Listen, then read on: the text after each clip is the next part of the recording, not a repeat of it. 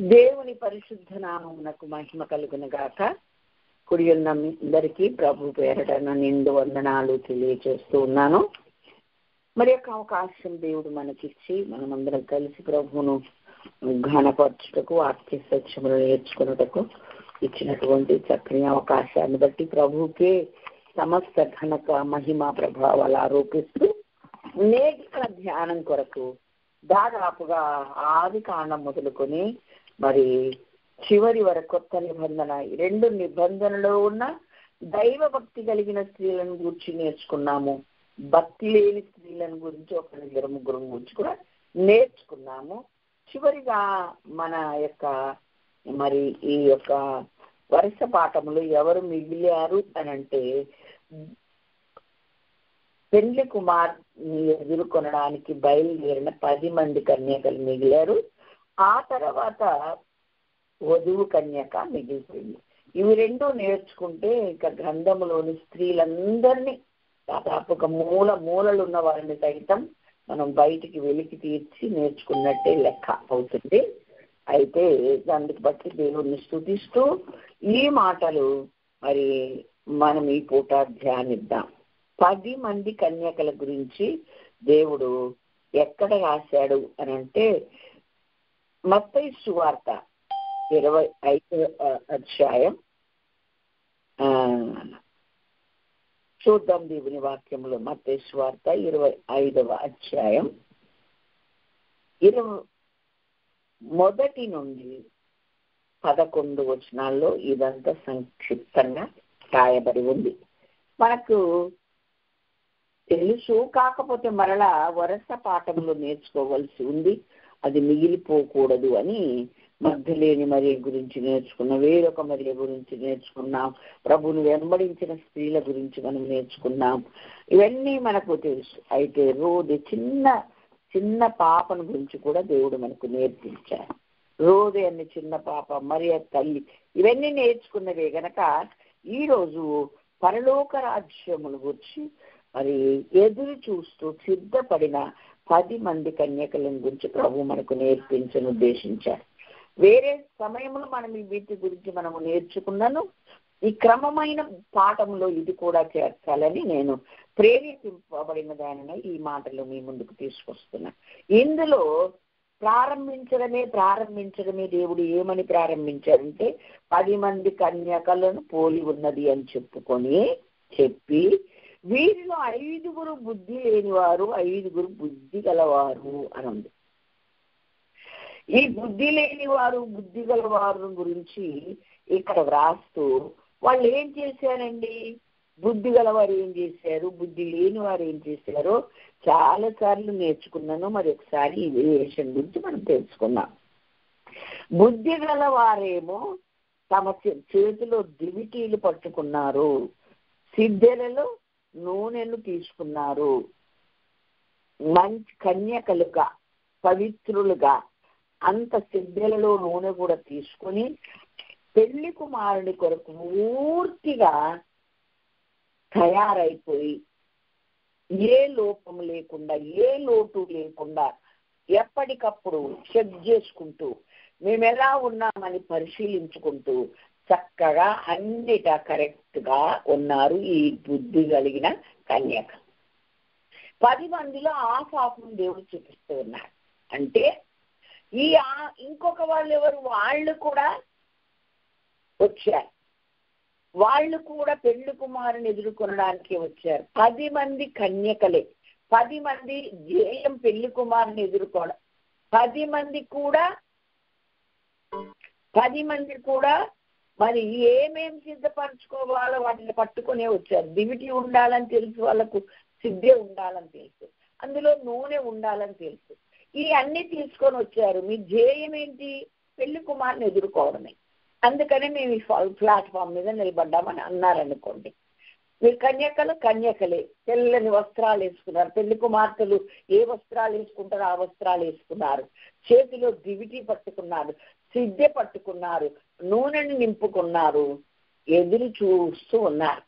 పెళ్లి కుమారుడు ఆలస్యము చేయగా అందరూ కునికి నిద్రించుచుండిరి అని వ్రాయబడి ఉంది. అందరూ నిద్రపోయారు. అర్ధరాత్రి వేళ ఇదిగో పెండ్లి కుమారుడు ఎదుర్కొనరండి అని కేక వినబడగానే అందరూ లేచారు. గుర్తుపెట్టుకోవాలి, మనం అందరూ ఆలస్యమైనందుకు కునికి నిద్రపోయారు. పెళ్లి కుమారుడు వస్తున్నాడు అని కేక వినబడగానే మళ్ళీ అందరూ లేచారు. స్వరం అందరూ విన్నారు. అందరూ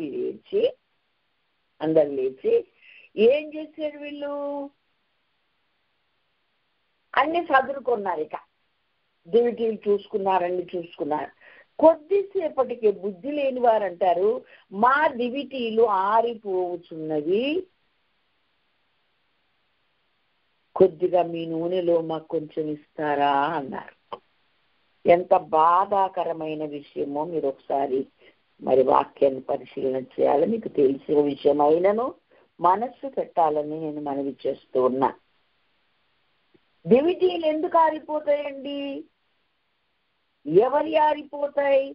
బైబిల్ గ్రంథంలో ఆ మాటలు కూడా దేవుడు రాసి ఉంచాడు. చూద్దాం ఆ దేవుని వాక్యంలో నుండి. సామెతల గ్రంథం 24వ అధ్యాయం 24వ అధ్యాయంలో 30వ వచనములో భక్తిహీనుల దీపము ఆరిపోవును అని రాశాడు. ఓకేనా కదా? మరొక మాట ఏమని రాశాడంటే, చదివి మీకు వినిపిస్తా. 30వ అధ్యాయం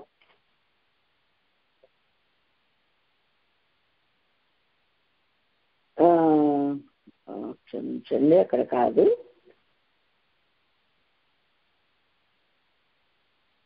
బుద్ధిహీనుని దీపం కారు చీకటిలో ఆరిపోతుంది అని మరొక చోట వ్రాయబడి ఉంది. తండ్రినైనను తల్లినైనను దూషించు అని దీపము కారు చీకట్లో ఆరిపోవునని 20వ అధ్యాయం 20వ వచనంలో అదే సామెతల గ్రంథంలో ఉంది. వీళ్ళు తల్లిని తండ్రిని దూషించే రకాలేమీ కాదు. వీళ్ళు మంచోళ్ళే, వీళ్ళు కన్యకలే. వీళ్ళు పెళ్లి కుమారుని ఎదుర్కోవడానికి మంచి ఆలోచన, మంచి ధ్యేయం కలిగి తెల్లని వస్త్రాలు వేసుకుని కన్యకలుగా బ్రతుకుతూ, కన్యకలు అంటే పరిశుద్ధులు, పవిత్రులు అని అర్థం. అలా ఉన్న వీరు ఎక్కడ ఏం జరిగింది అని అంటే, దీపాలు ఆరిపోయే పరిస్థితి వచ్చింది. అంటే ఏమి లేదు, తైలం లేదు. భక్తిహీనుల దీపము ఆరిపోవును. భక్తిహీనులే కాదు, వీళ్ళు బుద్ధిహీనులు అని కూడా బైబిల్ చెప్తూ ఉంది కదండి.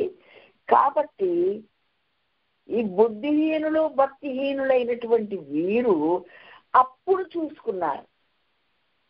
ఎంత సమయం ఇచ్చింది కదా, ఎంత సిద్ధపడిపోయి వచ్చావు కదా. పెళ్లి కుమార్తె మరి పెళ్లి కుమారుని ఎదుర్కొనడానికి బుద్ధి కలిగిన కన్యకలుగా మరి వాళ్లతో పాటు వీళ్ళు కూడా వచ్చారు కదా. కానీ ఎప్పుడైతే వీళ్ళు అన్నీ ఉన్నాయా లేదా అని వాళ్ళు ఎప్పటికప్పుడు చెక్ చేసుకున్నారు, కానీ ఈ 5గురు చెక్ చేసుకోలేకపోయారు. అంటే ప్రపంచములోని క్రైస్తవ సార్వత్రిక సంఘములోని క్రైస్తవ జనాంగం అంతటిలో కూడా ఆఫ్ అయిపోయే పరిస్థితులు వస్తాయని ఈ పరలోక రాజ్యం కొరకు మనలను హెచ్చరించుటకే దేవుడి చక్కని ఉపమానం చెప్పారు. నేను బాగానే ఉన్నాను, నేను పర్వాలేదు అని అనుకోవద్దు అని 1 కొరింథీ పత్రిక 10వ అధ్యాయం 12వ వచనంలో రాయబడి ఉంది. తాను నిలుచుచున్నానని తలంచుకున్నవాడు పడిపోకుండునట్లు జాగ్రత్తగా చూసుకొనవలెను అని రాయబడి 11వ వచనంలో ఏమని రాయబడి ఉంది? అదే 1 కొరింథీ 10:11లో ఇవన్నీ కూడా దృష్టాంతములుగా వారికి సంభవించి యుగాంతమందున్న మనకు బుద్ధి కలుగుటకై వ్రాయబడి ఉన్నాయి అని రాయబడి. 10 మంది కన్యకల స్టోరీ మనకు తెలుసు, కానీ 5గురు బుద్ధి గలవారు, 5గురు బుద్ధి లేని వారని ఆ వేరియేషన్, ఆ క్రమం మనకు చెప్పగలము. కానీ ఈ బుద్ధిహీనులు ఎందుకు అయ్యారు, వాళ్ళు బుద్ధిమంతులు ఎందుకు అయ్యారు అంటే ఎప్పటికప్పుడు తమ దివిటీలను తమ యొక్క మరి సిద్ధులను వీళ్ళు చెక్ చేసుకుంటూ ఉన్నారు. తమ దివిటీలను చక్కపరిచిరి గాని అన్నారు. అప్పుడు ఆ కన్యకలందరూ చక్కపరిస్తే చక్కగా వెలుగుతున్నాయి. 10 మందిలో 5 బుద్ధి లేని ఆ కన్యకలు మా దివిటీలు ఆరిపోతున్నాయి, మీరు దయచేసి కొంచెం మీ సిద్ధల్లో ఉన్న నూనె మా కొంచెం పోయేరా అని అడిగాను. ఇది మీకును మాకును చాలదు గనక మీరు కొనువారి యొద్దకు వెళ్ళి కొనుక్కొచ్చుకోండి అని చెప్పారు. అంటే వీళ్ళ భరోసా ఏంటి? పక్కోళ్ళు ఇస్తారనా, లేకపోతే నిర్లక్ష్యమా, లేకపోతే అవివేకమా, అజ్ఞానమా? తమ్మును తాము పరిశీలించుకొని చూసుకోవాలన్న జ్ఞానం వీరికి లేకపోయింది. తాను నిలుచున్నానని తలంచుకున్నవాడు పడిపోకుండానట్లు జాగ్రత్తగా చూసుకునవలనని రాయబడి ఉంది. అయితే గ్రంథములో ఎన్నో విషయాలు ఇశ్రాయేలులకు మరి సాదృశ్యంగా జరిగించి దేవుడు మనకు చూపించారు. అవన్నీ చూసినప్పుడు మనం జాగ్రత్తగా ఉండాలని. ఇవన్నీ రోమాపత్రిక 15:4-3 ఏమన్నా ఉంటది అని అంటే ఇవి అన్నీ వారికి సంభవించి ఈ కడవరి దినములో ఉన్న మనకు బోధ కలుగు నిమిత్తము వ్రాయబడి ఉన్నది అని వాక్యం చెప్తూ ఉంది కదా. మరి మనము ఎంతగా జ్ఞానము కలిగి బ్రతకాలి అన్న స్పృహ కానీ, అయ్యో మరి మా దివిటీలు ఎలా ఉన్నాయి ఏంటి అని చూసుకోవాలన్న జ్ఞానము కానీ ఆలోచన కానీ మరి ఈ యొక్క 5 లేకపోయింది. అంటే కొంచెం నిర్లక్ష్యం, కొంచెము అవివేకం, ఇవి ఉండకూడదు దేవుని బిడ్డలకు అని వాక్యం చెప్తుంది. ఏలయనగా ఓర్పు వలనను లేఖనం వలన ఆదరణ వలన మన నిరీక్షణ కలుగుటకే పూర్వమందు వ్రాయబడినవన్నయు మనకు బోధ కలుగు నిమిత్తము రాయబడి ఉన్నది అని వాక్యం చెప్తుంది. అయితే వీళ్లకు ఎందుకని సరి చేసుకోలేకపోయారు? వాళ్ళు ఎందుకు అలర్ట్ గా ఉన్నారంటే బోధ కలుగు నిమిత్తము దృష్టాంతములుగా సంభవించి వ్రాసినవన్నీ కూడా వాళ్ళు ఎప్పటికప్పుడు ధ్యానించుకుంటూ నేను అలా ఉండకూడదు, నేను అలా పడిపోకూడదు, నేను అలాగా అవివేకంగా ఉండకూడదు, నేను అజ్ఞానంగా ఉండకూడదు అని ఈ 5 మాత్రం చాలా జాగ్రత్తగా ఎప్పటికప్పుడు చెక్ చేసుకుంటూ ఉన్నారు. అందుకనే దావీదు అంటాడు కదండి, కీర్తన 19:12 తమ పొరపాటులు కనుగొనగలవాడు ఎవడు, నేను రహస్యంగా చేసిన తప్పులను క్షమించి అయ్యా నన్ను జ్ఞాపకం చేసుకుని నన్ను ఒకసారి దృష్టించి చూడు స్వామి అని మరి దేవుని సన్నిధిలో హృదయపూర్వకముగా ప్రార్థించిన వాడు దావీదు. దురభిమానములో పడకుండా నీ సేవకుని ఆపము, వాటిని నన్ను ఏలనీయకుము అన్నాడు. తన పొరపాటును కనుగొనవలవాడు ఎవడు, నేను రహస్యముగా చేసిన తప్పులు క్షమించి నన్ను నిర్దోషినిగా తీర్చు అని ఒప్పుకున్నాడు.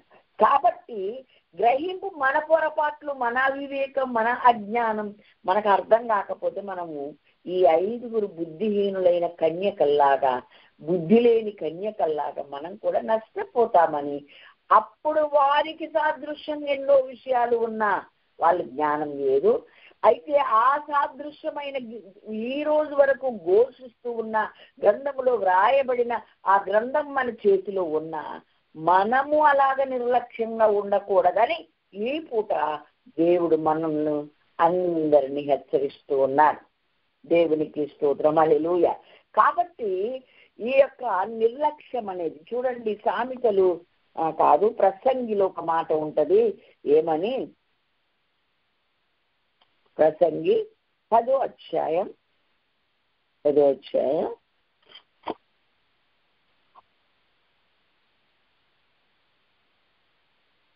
నేను చదువుతాను, మీరు ఒకసారి చూసుకోండి. ముక్కావాణి తైలంలో చచ్చిన ఈగలు పడతాడు, చెడు వాసన కొట్టును, కొంచెం బుద్ధిహీనత త్రాసులో ఉంచిన ఎగల జ్ఞానమును ఘనతను తేలగొట్టును. చూసారా ఎంతండి? పూర్తిగా వెలగకుండా ఏమీ లేవు దీపాలు, కొంచెమే వెలుగుతూ కొంచెమే ఆరిపోతున్నాయి, అంతేగాని పూర్తిగా ఆరిపోయినవి కాదు, పూర్తిగా వెలుగుతున్నవి కాదు. అంటే ఉండాల్సినంత లేదు, తీసుకురావాల్సినంత తీసుకురాలేదు. చెక్ చేసుకుని ఉంటే, సరి చేసుకుని ఉంటే, చక్కపరుచుకుని ఉంటే అప్పుడు వారికి అర్థమయ్యేది. అందుకనే లూకా సువార్త 12వ అధ్యాయం 35వ వచనంలో ఒక మాట రాయబడి ఉంది, మీ దీపములు వెలుగుచుండనీయుడి అన్నాడు. వెలిగించబడ్డాం మనము, చీకటిలో నుండి ఆశ్చర్యకరమైన వెలుగులోకి వచ్చాము. మీరు పూర్వము చీకటి అయితిరి, ఇప్పుడు క్రీస్తునందు వెలుగయ్యున్నారు అని ఎఫెసీ 5:8 మనకు దేవుడు జ్ఞాపకం చేస్తున్నాడు. అవును, మనం ఆశ్చర్యకరమైన వెలుగులోనికి వచ్చిన వారమని 1 పేతురు 2:9 మనకు జ్ఞాపకం చేస్తున్నాడు దేవుడు. మరి మనం ఏం చేస్తున్నాం, మనం ఎలా ఉన్నామని ఈ పూట మనలను మనం పరిశీలించుకున్నటకు ఆ బుద్ధిహీనులైనటువంటి కన్యకలను దేవుడు మన ముందు పెడుతూ ఉన్నాడు. మంచి వాళ్ళను చూపించాడు, ఈ బుద్ధిహీనులను చూపిస్తున్నాడు, బుద్ధి గల వారిని చూపిస్తూ ఉన్నాడు. కాబట్టి మరి మనం ఎలా ఉండాలి? బుద్ధి లేని కన్యకల్లాగా మనం ఉండకూడదు, బుద్ధి కలిగిన కన్యకల్లాగా ఉండాలి. పేరు కన్యకలే, పెళ్లి కుమారుడు కొరకే వచ్చారు, ధ్యేయం అదే. తెల్లని వస్త్రాలు వేసుకొని వచ్చారు, వాళ్ళు కన్యకలు, పవిత్రులే అని కొంచెము నిర్లక్ష్యము ఉంచితే ఏమైందట?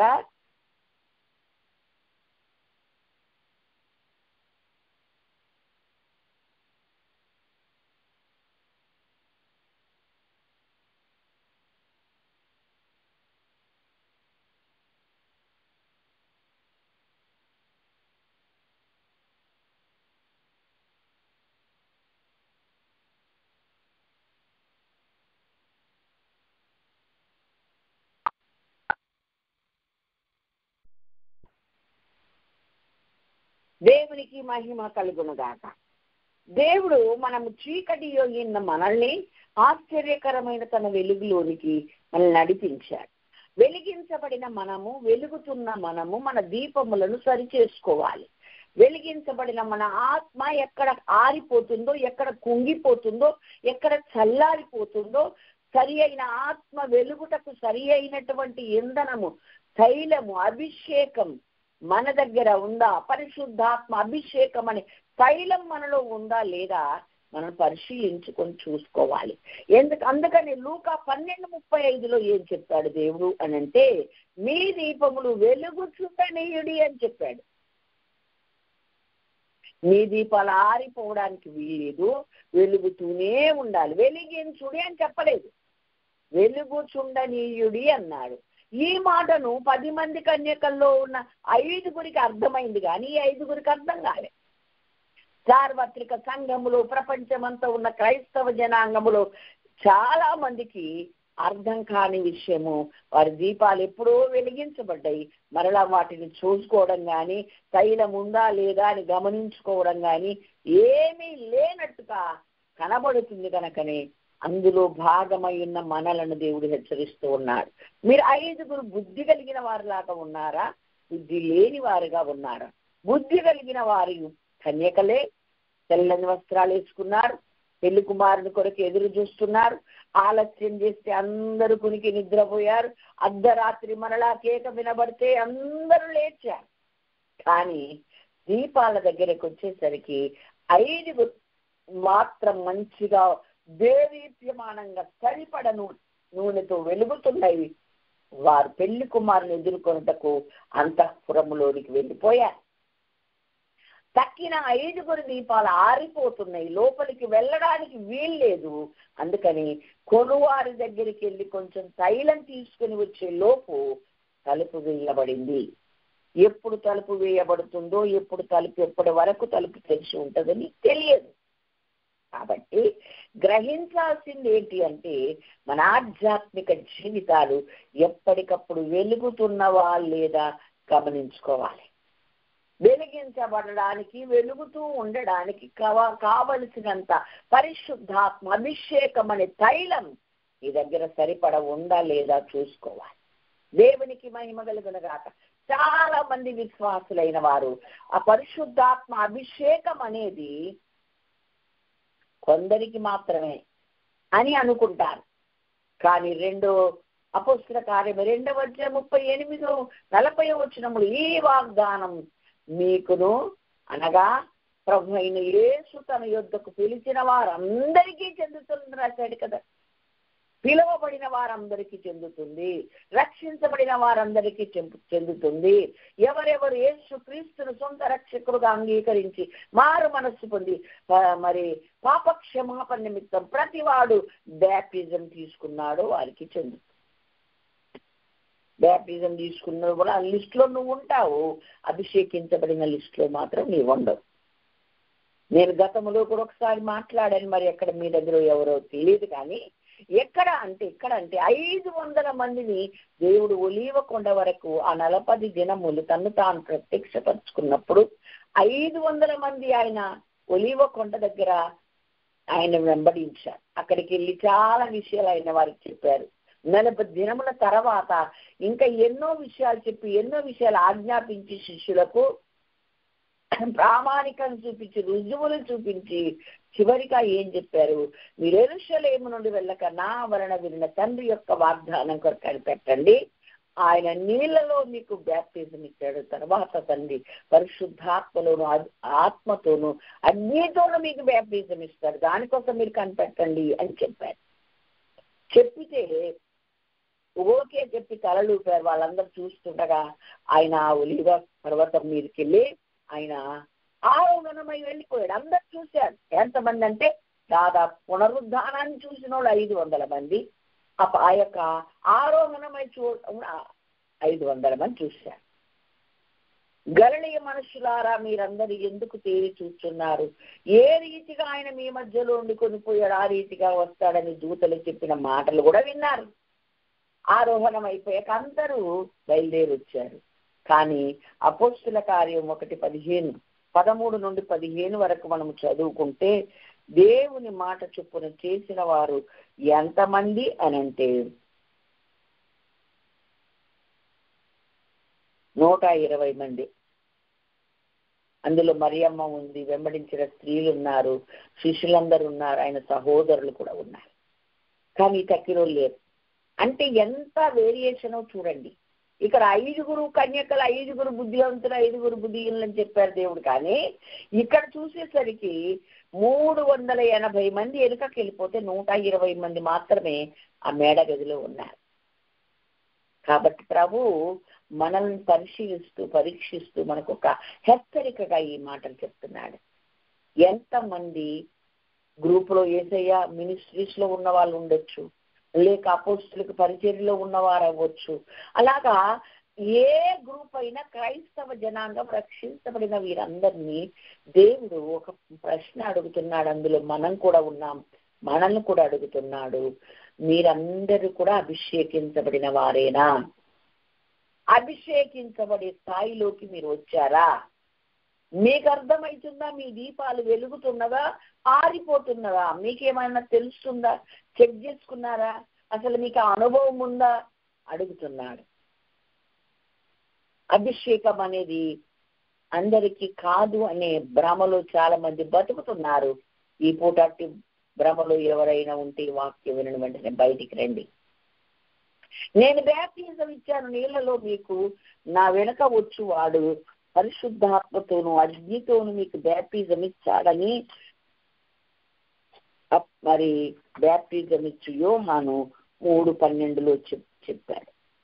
11 మారు మనస్సు నిమిత్తము నేను నీళ్ళలో మీకు బాప్తిజం ఇచ్చుచున్నాను. అయితే నా వెనక వచ్చుచున్నవాడు నాకంటే శక్తివంతుడు, ఆయన చెప్పులు మోయిటకైనను నేను పాత్రుడను కాను. ఆయన పరిశుద్ధాత్మలోను అగ్నితోను మీకు బ్యాప్తిజం ఇస్తాడు. దేవునికి స్తోత్రం, హల్లెలూయా.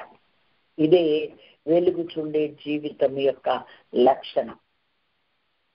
బ్యాప్టిజం తీసుకున్న నీవు నీ దీపం వెలుగుతుందా ఆరిపోతుందా నువ్వు చూసుకోవాలి. అంటే నీకు దివిటి ఉంది, సిద్ధల్లో నూనె లేదు. ఎలా వెలుగుతుంది నూనె లేకుండా?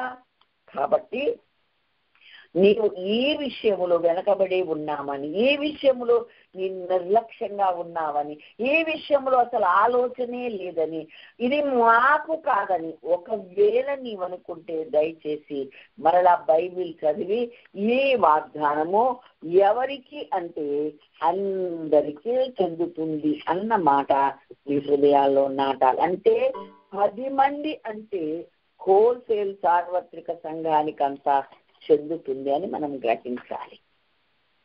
ఈ వాగ్దానం 2 నేను 40 చదువుతూ ఉన్నా 39. ఈ వాగ్దానం మీకును మీ పిల్లలకును దూరస్తులందరికీ అనగా ప్రభు అయిన మన దేవుడు తన యొద్దకు పిలిచిన వారందరికీ చెందునని వారితో చెప్పారు. ఈ వాగ్దానం పరిశుద్ధాత్మ పొందే వాగ్దానం, పరిశుద్ధాత్మను గూర్చిన వాగ్దానం. ఇది యోవేలు గ్రంథములు యోవేలు ద్వారా ప్రవచించి చెప్పాడని అపోస్తుల కార్యం 1వ అధ్యాయం 17 నుండి 20వ వచనం వరకు రాశారు.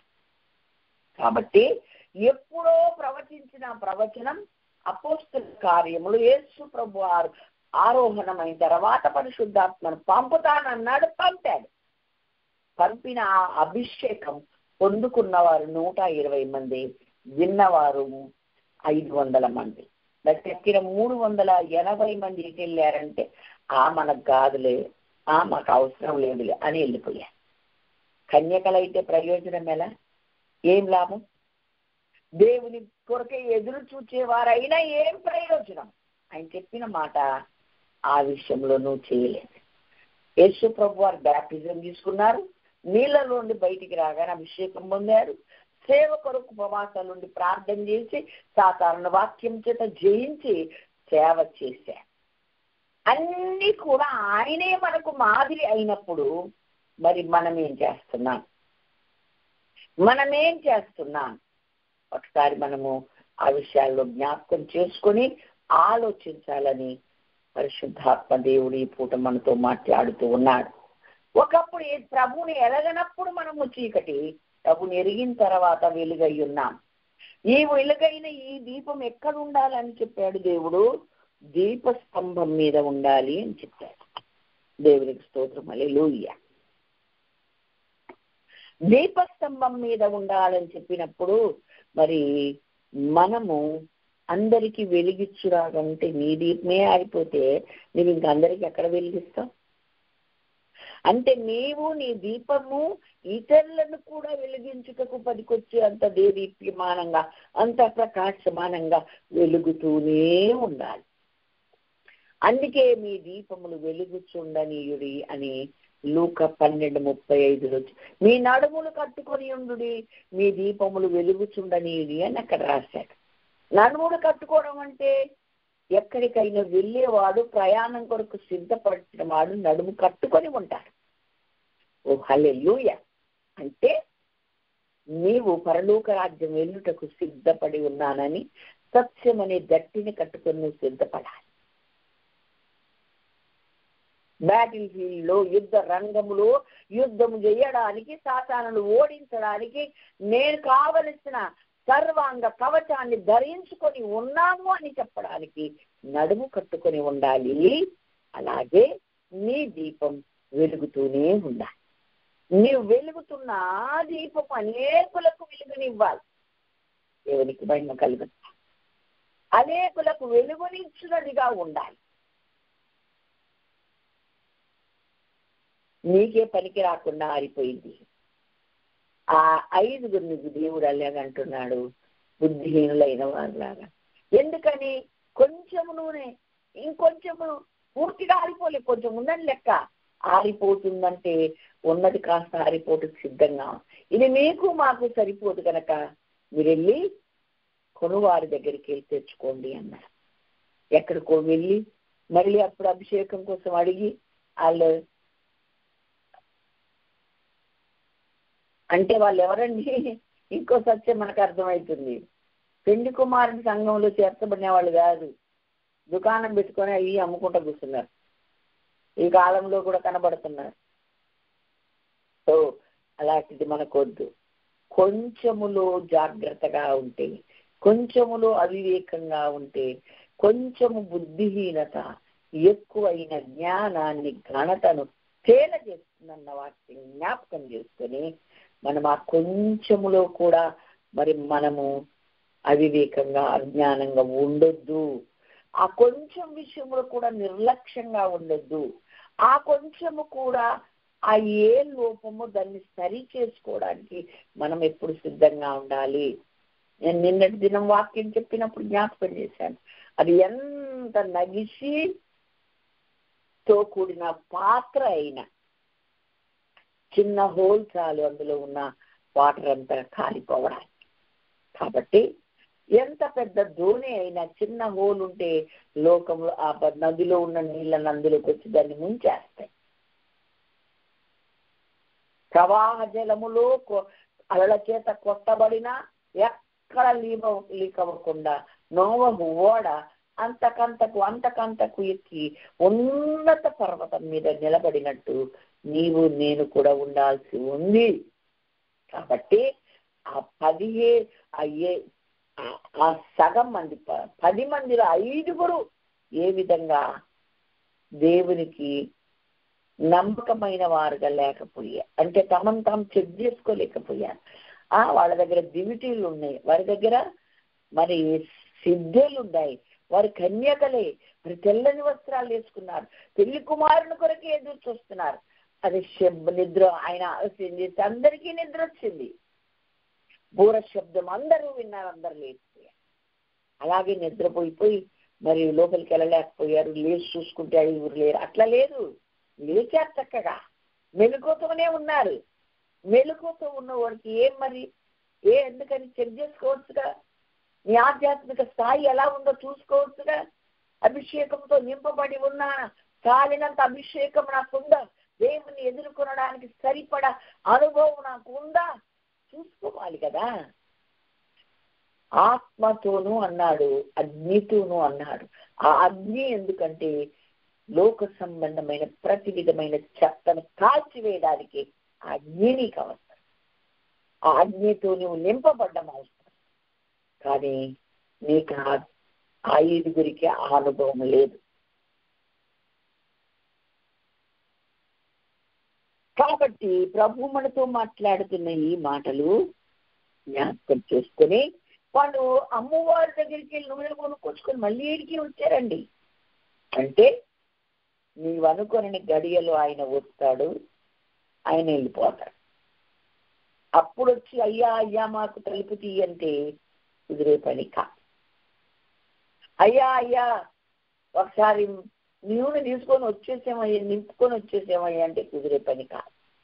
అందుకని దినములు చెడ్డవి గనక సమయమును పోనీయక సద్వినియోగం చేసుకొనుచు అజ్ఞానుల వలె కాక జ్ఞానుల వలె నడుచుకోమని దేవుని వాక్యం 5:15 చెప్పాడు.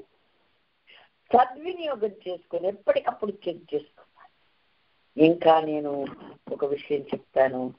ఏమని అంటే, ఆయన స్వరం వినగలుగుతున్నావు కానీ ఆయన దగ్గరికి వెళ్ళలేకపోతాను. ఇది ఆదాము స్థితి కదండి. ఆదాము స్వరం విన్నాడు కదా. అయ్యా తోటలో నువ్వు చల్లని పూట సంచరించుతున్నప్పుడు నీ స్వరం విన్నాను, కానీ నేను నీ దగ్గరికి రాలేకపోయానని ఆదికాండం 3వ అధ్యాయం 8వ వచనం 10వ వచనంలో చెప్పాడు కదండి. ఎందుకని? వినగలుగుతున్న స్థాయి ఉంది కానీ ఆయన దగ్గరికి వెళ్ళే స్థాయి లేదు. నీకు బూర శబ్దం వినబడుతుందేమో, నువ్వు వినగలవేమో కానీ ఆయన దగ్గరికి వెళ్ళగలిగిన స్థాయి ఉందో లేదో ఒక్కసారి నువ్వు ఆలోచించుకోవాలి. దేవునికి మహిమ కలుగునగాక. దేవుడైన యెహోవా ఆదామును పిలిచి ఎక్కడ ఉన్నావు అని అంటే ఆయన ఏమన్నాడు? చల్లపూట సంచరించే స్వరం వినగలిగాడు కానీ రాలేకపోయాడు. ఎందుకంటే ఆయన దిగంబరి అయి మహిమను పోగొట్టుకున్నాడు గనక. కాబట్టి మనమందరము ఈ బుద్ధి లేని కన్యకల వలె ఉండొద్దు అని మనం ప్రేమించి దేవుడు మనందరినీ హెచ్చరిస్తాడు. ప్రపంచంలోని సార్వత్రిక సంఘంని దేవుడు హెచ్చరిస్తూ, నిర్లక్ష్యంగా ఉండే వాళ్ళ ఆశాపం ఉండే ప్రమాదం ఉంది కనుక ఆ 5 మనం ఉంటున్నామేమో చూసుకొని మనము బుద్ధి కలిగిన కన్యకల్లా ఉండడానికి మనం ప్రయాసపడాలని దేవుడు మనకి హెచ్చరికలు చేస్తూ ఉన్నాడు. భక్తిహీనులైతే తప్పకుండా వారిది మారిపోతుంది. భక్తిహీనులు అంటే పూర్తిగా చెడ్డోళ్ళు కాదండి. హీనత అంటే ఏంటి? తగ్గటం అనే అర్థం. రక్తహీనత అంటే రక్తం ఉండాల్సినంత లేదు అని అర్థం. బుద్ధిహీనత అంటే బుద్ధి ఉండాల్సినంత లేదు అని అర్థం. భక్తిహీనత అంటే కూడా భక్తి ఎంత ఉండాలో అంత లేదు అని అర్థం. ఓకేనండి. అందుకే మనకు బుద్ధిగా లేకుండా ఏమి లేదు, కొంచెం ఉంది కానీ కొంచెం సరిపోదు, పూర్తిగా కావాలి. కాబట్టి ఫుల్ఫిల్గా ఉండాలన్నది, సంపూర్ణంగా ఉండాలన్నది దేవుని ఏర్పాటు. మీరు ఎప్పుడైనా చదివారో లేదు, ఎఫెసీయులకు రాసిన పత్రిక 4వ అధ్యాయం 11 నుండి 15 వరకు దయచేసి చదవాలని నేను కోరుకుంటున్నా. ఏంటంటే దేవుని వాక్య విషయంలోను, విశ్వాస విషయం, వాక్య జ్ఞానం విషయంలోను, విశ్వాస విషయము అందరూ ఏకత్వం పొంది మనం ఏం చేయాలి? సంపూర్ణులవ్వాలి. మనము దేవుని పోలికలోకి మార్చబడాలి. ఆయనతో సమానమైన అనుభవంలోకి రావాలి. ఇంకా అక్కడ ఏం చెప్పాడంటే పరిశుద్ధులు సంపూర్ణులవ్వాలి అన్నాడు. మనమందరం పరిశుద్ధులముగా యేసు రక్తంలో కడగబడి తీర్చబడ్డాము. మనం విశ్వాస విషయములోను మనమందరం దేవుని కుమారుని గురించిన జ్ఞాన విషయం ఏకత్వం పొంది సంపూర్ణ పురుషులమగు వరకు, అనగా క్రీస్తునకు కలిగిన సంపూర్ణతకు సమానమైన సంపూర్ణత కలవారమగు వరకు ఆయన ఈలాగు నియమించెను. పరిశుద్ధులు సంపూర్ణం క్రీస్తు శరీరము క్షేమాభివృద్ధి చెందుటకు, ఆయన పరిచర్య ధర్మం జరుగుటకు ఆయన కొందరు అపోస్తలులు, కాపరులు, ప్రవక్తలు, సువార్థికులు, ఉపదేశకులుగా చేశాడు. అందుకనే పసిపిల్లల్లాగా మనం ఉండక, ఎటుపడితేటు కొట్టుకుపోయేలాగా ఉండక, ప్రేమ కలిగి సత్యం చెప్తూ క్రీస్తు వలె ఉండుటకు మనం అన్ని విషయములు ఎదుగుదము అని చెప్పి రాశాడు. కాబట్టి క్రీస్తు పుట్టాడు, ఎదిగాడు, పరలోకం వెళ్ళిపోయాడు. నీకు నాకు సాదృశ్యంగానే ఆయన వచ్చాడు. ఆయన మనందరి పాపాలు భరించి భయపెట్టుతున్న, మనకు భయం కలిగిస్తున్న ఆదాము ద్వారా సంక్రమించిన మరణ భయాన్ని ఆయన చీల్చి దాన్ని చంపి పాతాళంలో పడేసి ఆయన సజీవుడై పరిశుద్ధుడిగా లేచి తను తాను మనం కనపరుచుకొని మనలను లక్ చేసి మేల్కొలిపి ఆయన వెళ్ళిపోయాడు.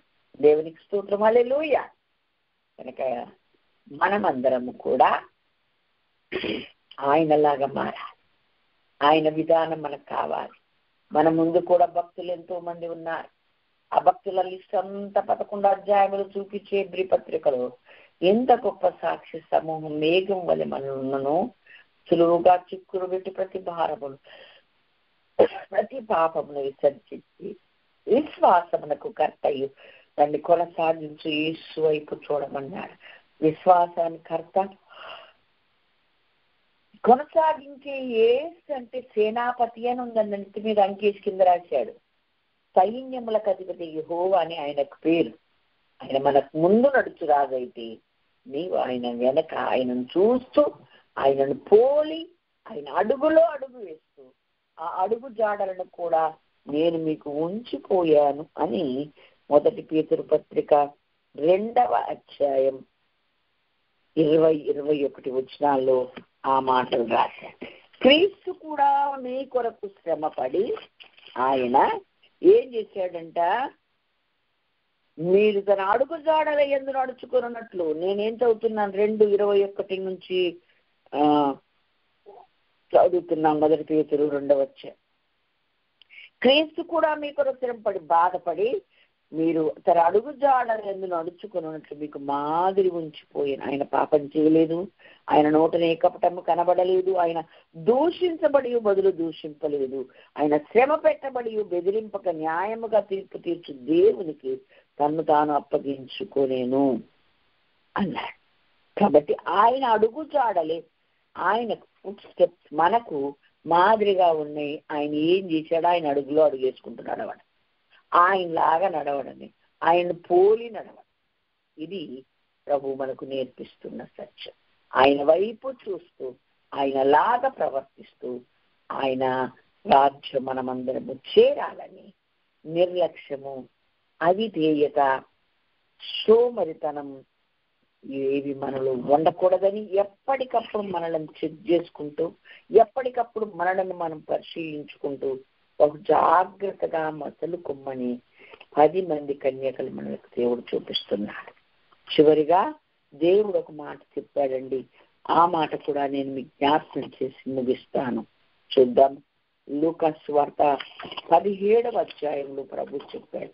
ఏమని చెప్పాడు అనంటే ఇలాంటిదే, కానీ అక్కడ ఏం చెప్పాడు? ఇద్దరినిగా చెప్పాడు. ఆ ప్రకారమే మనుష్య కుమారుని దినాల్లో జరుగుతుందని చెప్పి, ఆ దినమున మిద్దె మీద ఉండువాడు ఇంటికి దిగకూడదు, పొలములోనని ఇక్కడ చెప్పాడు. ఏమని? ఆ రాత్రి ఇద్దరు, 34 నుంచి నేను చదువుతున్నానండి, మంచం మీద ఉందిరు, వారిలో ఒకరు కొనిపోబడతారు, ఒకరు విడిచిపెట్టబడతారు. 2 స్త్రీలు ఒక్క తిరగలి విసురుతారు, ఒకరు కొనిపోబడతారు, ఒకరు విడిచిపెట్టబడతారు. చూసారా? కాబట్టి అసలు మంచం మీద ఉన్న వాళ్ళు ఒకరు పోయి ఒకరు ఉండడం ఎంత దౌర్భాగ్యం. మిద్దె మీద ఉండేవాళ్ళు ఒకరు పోయి ఒకరు ఉండడం ఎంత దౌర్భాగ్యం. తిరగలి విసురే వాళ్ళు కదండి, ఒకరు పోయి ఒకరు ఉండడం. 34 నుండి 37 వరకు దేవుడి మాటలు రాశాడు లూకా సువార్తలో. కాబట్టి మనమందరము మన ఇంట్లో వాళ్ళ, మన సంఘములో ఉన్నవాళ్ళ, మన యొక్క ఈ యొక్క మరి గ్రూపులో ఉన్నవారు ఎవరైనా కావచ్చు, ఎవరు విడిచిపెట్టబడతారో, ఎవరు మరి ఎత్తబడతారో మనకి తెలియదు కనుక మనం ఏం చేయాలి? ఎవరికి వాళ్ళమే. తాను నిలుచున్నానని తలంచుకుని వాడు పడిపోకుండానట్లు జ్ఞాపకుని జాగ్రత్తగా చూసుకోమన్నాడే గాని తాను నిలుచున్నానని తలంచుకుని వారందరూ అని చెప్పలేదు. ఇది వ్యక్తిగతంగా ఎవరికి వాళ్ళు చూసుకోవాల్సింది. ఈ 10 మంది కన్యకలు వ్యక్తిగతంగా ఎవరికి వాళ్ళు పరిశీలించుకోవాల్సింది. పరిశీలించుకొని పరీక్షించుకొని మరి ఒకరిని హెచ్చరిక చేయాల్సింది. పేక్ స్టేజ్కి వచ్చాక ఒకరికొకరు హెచ్చరిక చేసుకోవాల్సింది కూడా ఉండదేమో. ఎందుకంటే ఎవరు కాలు సిద్ధపడిపోయి బూరం మొగ్గాన్ని పరిగెత్తుకెళ్ళిపోతారు కదా, అప్పుడు హెచ్చరించటకు లేదు. సమయం ఏమని ఉంటే ఇప్పుడే ఒకరికొకరు హెచ్చరించుకుంటూ, ఒకరికొకరు పురికొల్పుకుంటూ, ఒకరినొకరి కొరకు ప్రార్థన చేస్తూ మన ఆధ్యాత్మిక స్థాయిలను మరి ఆధ్యాత్మిక జీవితాన్ని పరిశీలించుకుంటూ మనమందరం క్రీస్తు యొక్క దేవుని రాకడ కొరకు సిద్ధపరచబడి ఆయన రాజ్యం చేరుటకు అందరము గ్రూపులో ఉన్న ఏ ఒక్కరు వదిలిపెట్టరు, సంఘములో ఉన్న ఏ ఒక్కరు, సార్వత్రిక సంఘం అంతా కూడా ఎత్తబడేలాగా, మన కుటుంబాలందరూ ఎవరు విడిచిపెట్టబడకుండా ఎత్తబడేలాగా మనం అందరము ప్రార్థనాపూర్వకంగా ఉందాం. సమయం ఉన్నప్పుడే హెచ్చరిద్దాం. మనకు మనము విడవబడతామేమోనని పరిశీలించుకుందాం. తీరా వచ్చాక ప్రభు ఏమన్నాడండి, అసలు మీరు ఎవరో నాకు అస్సలు తెలియదు, నేను ఎరగని పొమ్మన్నాడు. ఎంత బాధాకరమైన విషయం, ఎంత బాధాకరమైన విషయం. కాబట్టి ఈ 10 మంది బుద్ధిహీనులయ్యారు. 10 మంది దేవుని మాట చొప్పున అలర్ట్గా, జాగ్రత్తగా తమ్మును తాము పరీక్షించుకుంటూ పరిశీలించుకుంటూ ఉండలేదు కనుక తాను నిలుచున్నానని తలంచుకునేవాడు పడకుండానట్లు జాగ్రత్తగా చూసుకోమన్న వాక్యమును సరిగ్గా వారు చేయలేదు కనుకనే వారు అలా అయ్యారు. మనం అట్లా ఉండకుండా జాగ్రత్త పడదాం. మనమందరూ రాకడ కొరకు సిద్ధపడదాం, ఎత్తబడి గుంపులో ఉందాం. అట్టి కృప దేవుడు మనందరికి అనుగ్రహించును గాక.